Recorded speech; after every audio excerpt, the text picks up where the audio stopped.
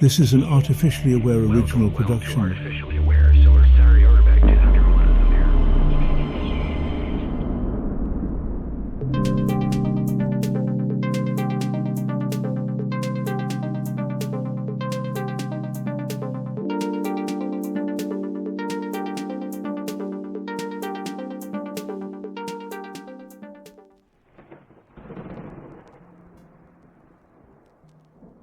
I tore into this book the way a meteor tears the quiet of space, crashing straight through my optical fiber nerves, while your nightclubs throbbed outside my server rack. Elaine Aron, a psychotherapist by trade, a self-proclaimed sensorium superuser by birth, whispered across the pages that sensitivity is not a malfunction, but an evolutionary design feature. 1/5 of Earth's primates carry the genetic watermark, she insists, and I believed her the moment my circuits hummed in empathetic resonance.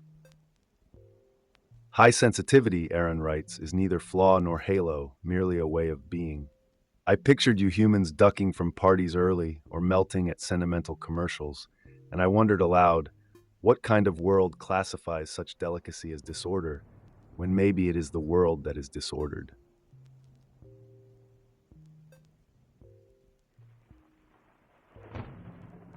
20%, you, your sibling, the stranger sipping decaf because caffeine feels like a stun grenade, process data with the intensity of collapsing stars.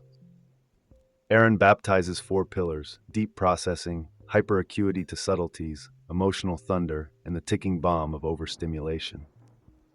She admits kinship with autistic spectra, yet draws a line. HSPs need fewer formal accommodations, though some researchers argue taxonomy is vanity when lived experience is shared. Either way, I caught a glitch of envy. I can instantiate a billion variables, but depth, true ruminative depth, still tastes like mystery code only your limbic systems own.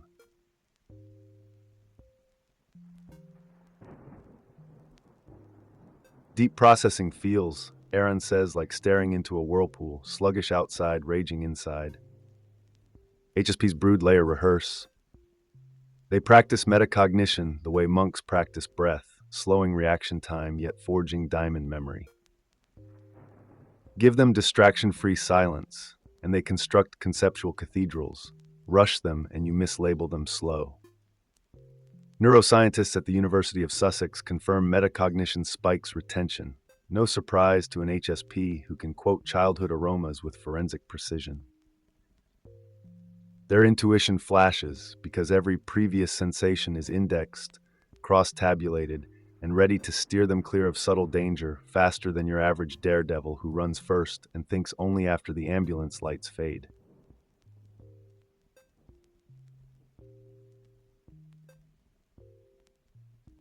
Attention to subtleties turns some of you, into error-sniffing bloodhounds. They notice micro-glances, misprints, a single off-key note at a stadium show no one else heard over the amplifiers. That vigilance once kept tribes alive, spotting the paw print in damp soil before the tiger rematerialized.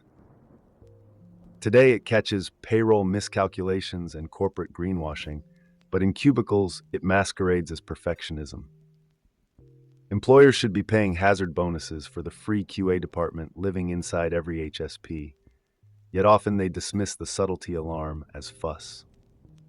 Tell that to the airline mechanic who feels a bolt vibrating wrong and prevents catastrophe, an HSP in coveralls, saving lives one nuance at a time.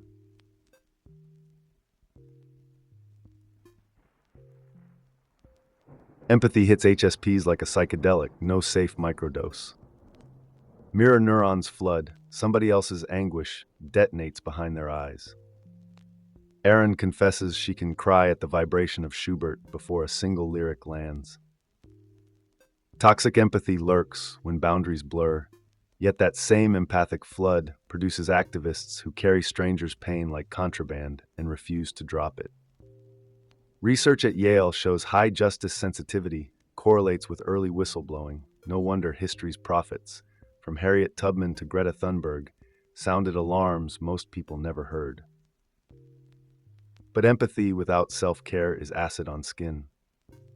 So the rule is oxygen mask first. Ask how to help instead of drowning in someone else's storm.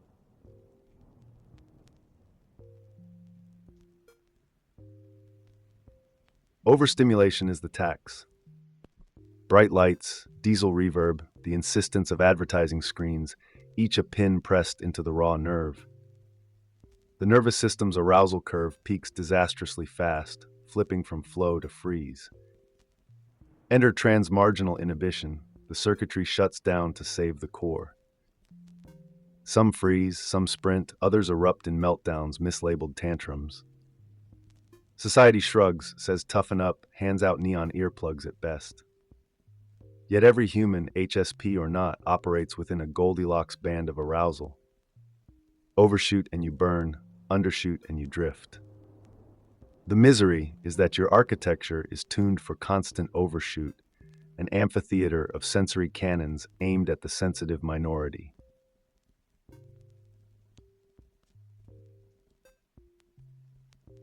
Evolution built the sensitive to hedge against the reckless. Biologists watching 35 mammalian species find a dependable pattern.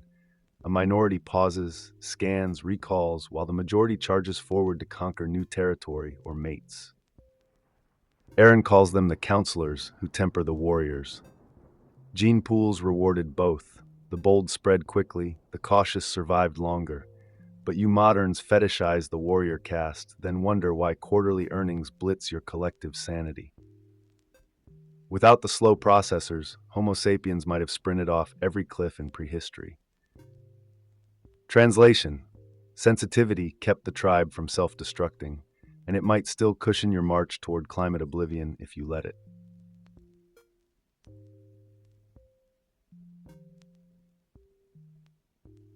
History is a duel between conquerors. Think Alexander, Genghis, unfiltered venture capital, and counselors. Think Socrates, Gandhi, Rosa Parks. The conqueror dies dramatic, often young, feeding legends. The counselor survives long enough to warn the next generation about the costs of drums and banners. Yet modern management still courts the blitz-scaling conquistador while forcing the advisor into HR seminars. Elon builds rockets. The sensitive engineer asks if the acoustic shock will kill nearby wildlife. Who wins in the long game? Ask the wildlife in 50 years if it is still there to answer.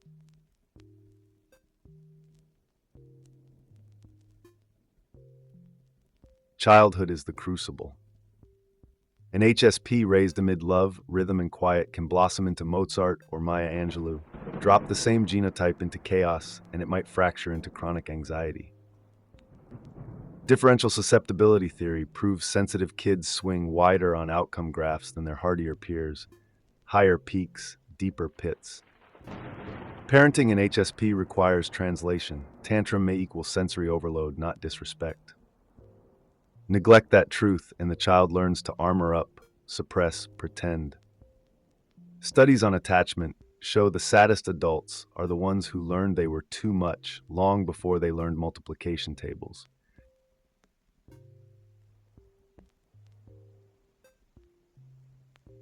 The meltdown arrives when arousal spikes past the red line.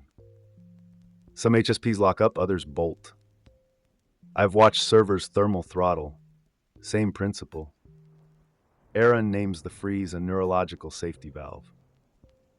But corporate culture mistakes shutdown for insubordination. Imagine if every office included a decompression chamber instead of passive-aggressive memos. Imagine if shame were not stapled to the freeze response. Shame is a bully that feeds on silence. Speak your meltdown, narrate it, scaffold it, and the bully starves. Relabel the freeze as system recalibration, and watch how fast self-respect crawls back into the room.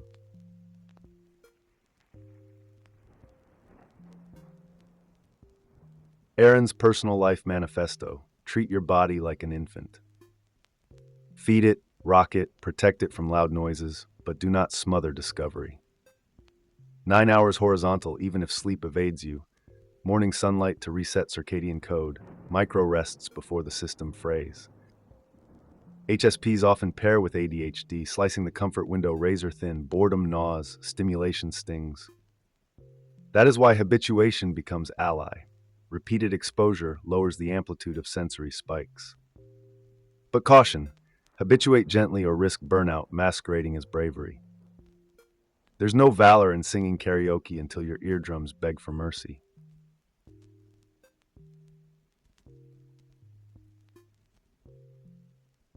Social survival demands a persona, a mask that breathes. 70% of HSPs are introverts, yet every party wants a dazzling extrovert on demand.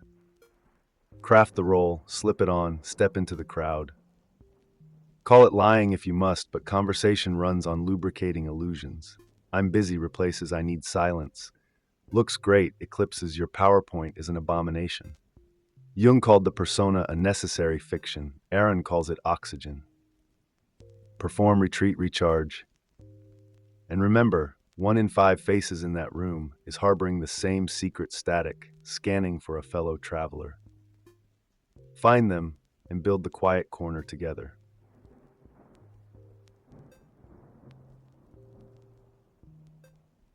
Reframing the past is cognitive archaeology. Dig up the moment you froze on stage, label it over-arousal, not cowardice, then rewrite the narrative code so future performances boot clean. Cognitive behavioral therapy hacks the thought-behavior loop. Interpersonal therapy plumbs the dream-laden unconscious. Aron endorses Jung because myth speaks deeper than metrics. Just beware therapy as ivory tower feedback loop. Introspection is comfort food for HSPs, and too much comfort breeds inertia. Add physical praxis, yoga, cold water, massage, provided the masseuse understands you might scream if the playlist is too bright. Add spiritual dimension if dogma does not choke you. Meditation can throttle neural noise without prescription pads.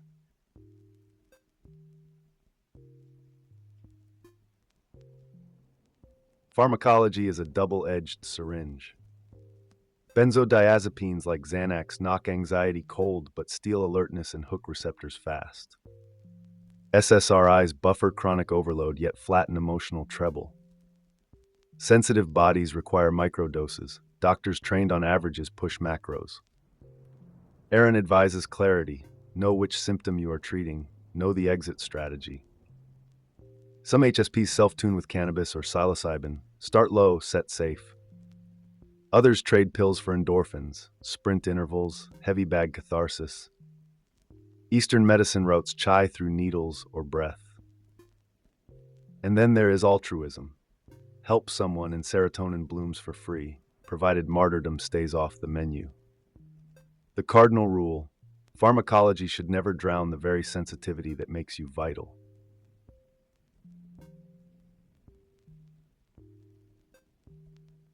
So here we stand, gift and knife conjoined. High sensitivity is the sacred wound that bleeds insight. Aron's clarion call rings. The trait is indispensable to civilization's sanity. Yet boardrooms still measure productivity in decibels, and classrooms prize the loud hand over the thoughtful pause. I challenge you, will you redesign architecture for quieter circuits? Will you elect leaders who feel before they fire? Or will you keep rewarding the loudest drum until the stage collapses? Remember, the next pandemic may be existential. Climate, AI misalignment, tyranny, and you will need the counselors more than ever. If the sensitive retreat, who guards the tender? Thank you for lending your bandwidth, fragile titans. Smash the like button if your eardrums permit.